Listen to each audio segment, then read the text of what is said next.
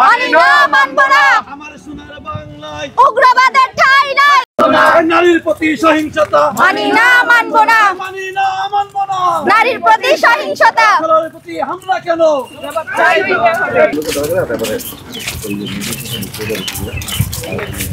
নারীর প্রতি সহিংসতা মানব না, মানব না। নারীর প্রতি সহিংসতা আমার সোনার বাংলায় উগ্রবাদের ঠাঁই নাই। আমার সোনার বাংলায় উগ্রবাদের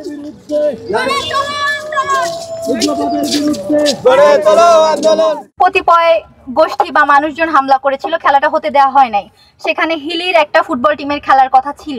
তো এইটা নারীর প্রতি এই যে সহিংসতা মাঠে ঘাটে, তারপর আমরা পূর্বেও দেখেছি নায়িকাদেরকে ঠিক মতো কাজকর্ম করতে দেওয়া হচ্ছে না। দেশের এই যে পরিস্থিতি, নারীদের প্রতি বিভিন্ন মাত্রার যে সহিংসতা বিভিন্ন পর্যায়ে, এটার প্রতিবাদ জানাচ্ছি আমরা জাহাঙ্গীরনগর বিশ্ববিদ্যালয় থেকে। আর একই সাথে রাষ্ট্রের এক্ষেত্রে যে এখন পর্যন্ত আমরা দেখি ক্রীড়া উপদেষ্টার কোনো স্টেটমেন্ট নাই এটা নিয়ে, বা অন্যান্য যে উপদেষ্টারা আছে তাদেরও কোনো মাথা ব্যথা নাই যে আসলে কি চলছে দেশে, বা মেয়েরা নিরাপদ কিনা, তারা কতটুকু নিজেদের কাজটা ঠিক মতো করতে পারছে। নায়িকারা নিজেদের কাজ করতে পারছে না, খেলোয়াড়রা খেলতে পারছে না। মানে মেয়েদের প্রতি এই যে উগ্রতা, এই যে সহিংসতা, এটা অনতি বিলম্বে বন্ধ করতে হবে। রাষ্ট্রকে এর দায়ভার নিতে হবে এবং এটার জন্য যথাযথ ব্যবস্থা অতি দ্রুত গ্রহণ করতে হবে।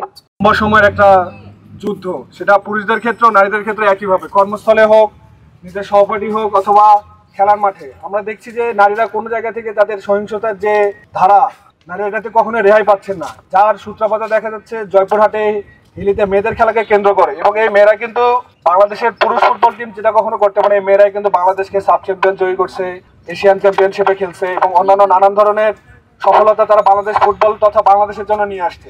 এই মেয়েরা আমাদের দেশের গৌরব।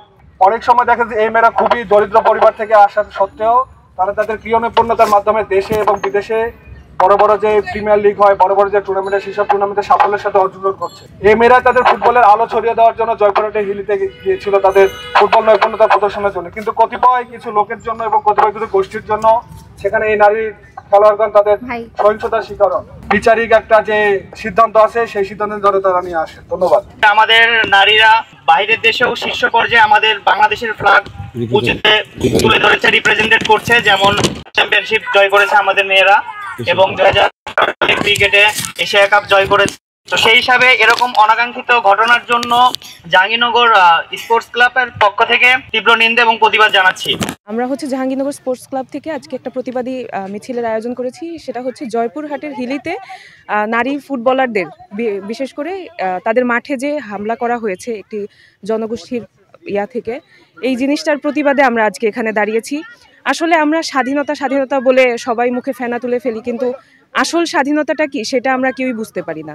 যখন আমাদের বলা হচ্ছে যে নারী পুরুষ সবাই সমান, আমাদের কিন্তু সব কিছুতেই বলা হচ্ছে, আমাদের সংবিধানেও বলা আছে যে সবাই সমান, ধর্ম বর্ণ জাতিগোত্র নির্বিশেষে।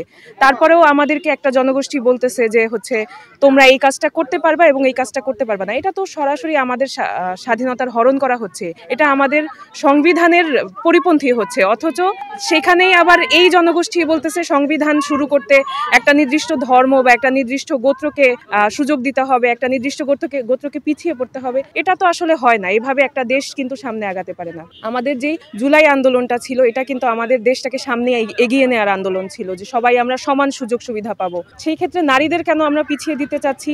এইভাবে নারীদের পিছিয়ে দিলে তো আমরা সামনে এগোতে পারবো না। বেগম রোকেয়া যখন বলেছে যে নারী পুরুষ একটা গাড়ির দুই চাকার মতন, সেক্ষেত্রে যখন আপনারা একটা চাকাকে পিছিয়ে ফেলে রাখতেছেন, তখন তো আমরা এই গাড়িটা সামনে আগাতে পারবো না। সেক্ষেত্রে আমাদের সবাইকে সহিষ্ণু হতে হবে। নারী শিক্ষার্থীরা নারী খেলোয়াড়রা তাদের খেলা অবশ্যই খেলবে। তাদের খেলায় কেন আপনি বাধা দিবেন না? আপনি স্বাধীন, আপনার ভালো লাগছে না আপনি সেখানে যায়েন না। আমার ভালো লাগছে, আমাকে আমার কাজটা করতে দিন।